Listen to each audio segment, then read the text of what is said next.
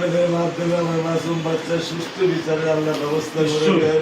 প্রধানমন্ত্রী নিজে এসে আপনাকে বলে গেছেন জি, আরো বিভিন্ন জায়গায় আমি তিনি কৃতজ্ঞতা বলেছেন স্বীকার করি। সুষ্ঠু বিচার হবে অবশ্যই। আমি কৃতজ্ঞতা স্বীকার করি পুলিশ প্রশাসনের কাছে, মাননীয় রাষ্ট্রপ্রধানের কাছে। উনি যেভাবে আমাকে এসে শুধু বলছেন, আমি রাষ্ট্রপ্রধান না, আমি একজন মা মেয়ের বাবা হিসেবে আসছি।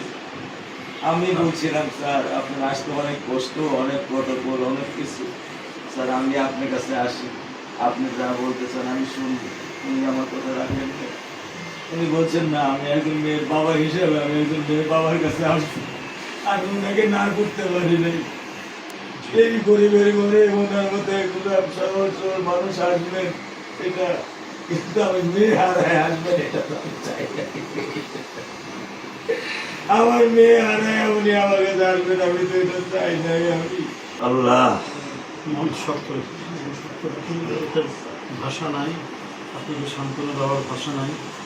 আল্লাহ। শক্ত থাকা আল্লাহ আপনার এই জীবনে এত বড় বিপদ, এত বড় ক্ষতির কি সামনে মোবাইল করছেন দাদা মিরপুর আইডিয়া ক্লাস 9 এ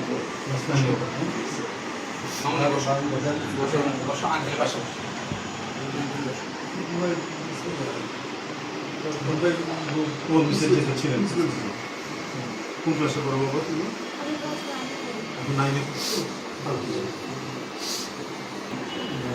মন শক্ত করে পড়াশোনা করে যাও, কোনো চিন্তা করো না।